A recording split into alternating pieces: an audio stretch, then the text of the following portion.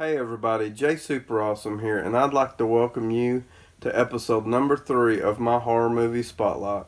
In this episode, we'll be taking a look at horror films of the 1980s. I will be showing one horror film for each year, starting from 1980, working my way all the way up to 1989. This is one per year. This is not a top 10 list. This is just simply showing one movie per year. This should be fun, so let's get started. Up first is Friday the 13th, released in 1980. Terror and suspense abound in this 24-hour nightmare of blood. Camp Crystal Lake has been shuttered for over 20 years due to the several vicious and unsolved murders. The camp's new owner and several young counselors are readying the property for reopening, despite warnings of a death curse by local residents.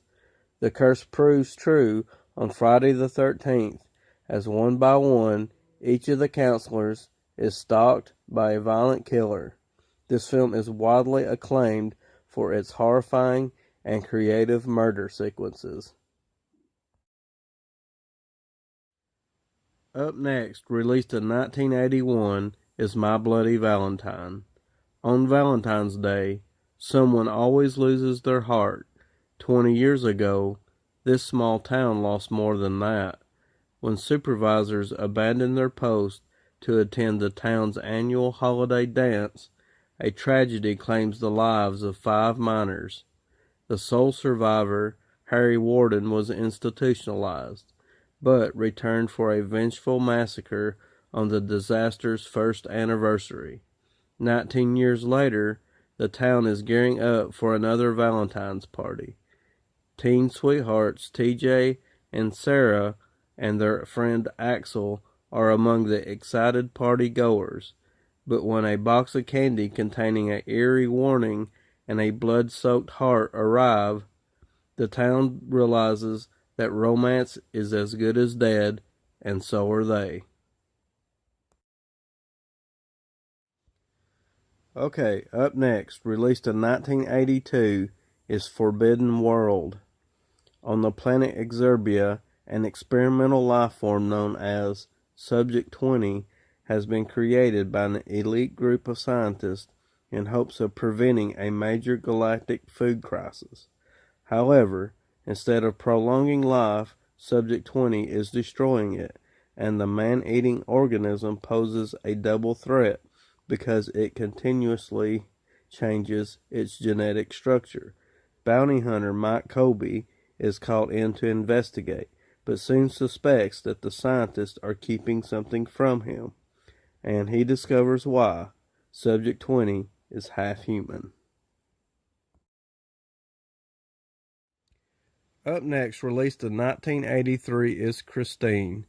John Carpenter brings Stephen King's best-selling novel to life in this chilling thriller.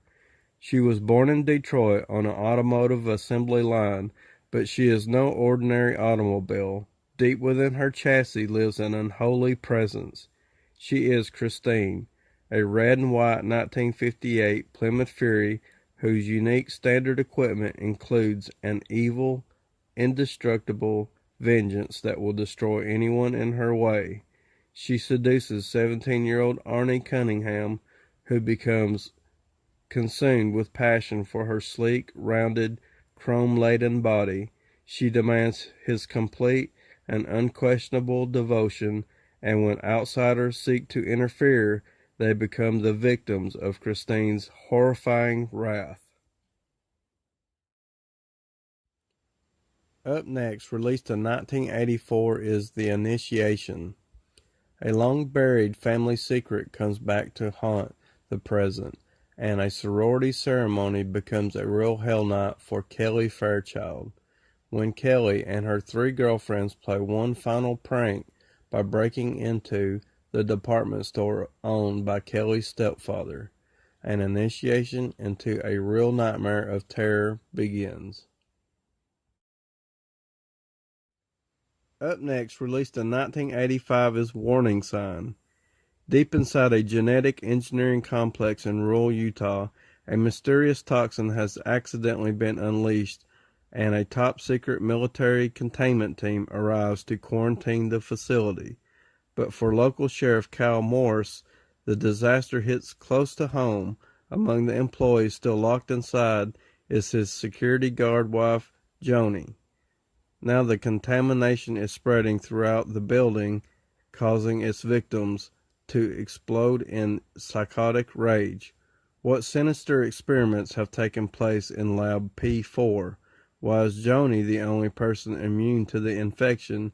And even if Morse can break into the compound to rescue his wife, can they survive the onslaught of the insane? Up next, released in 1986, is Night of the Creeps. When an alien experiment goes awry, it crashes to Earth in 1959 and infects a young college student. 27 years later, his cryogenically frozen body is thawed out by fraternity pledges, and the campus is quickly overrun by alien creatures whose victims come back as zombies. Up next, released in 1987, is Bad Taste. When an army of evil aliens invades Earth with the intention of selling mankind as intergalactic hamburger meat, the New Zealand government calls in an elite group of psychotic assassins. But are these boys brutal enough to tackle the vilest villains in the universe? Get ready for the ultimate battle of flying guts, splattering brains, exploding sheep, and guzzling vomit. This is more than just one of the greatest and most disgusting horror comedies ever made. This is Bad Taste.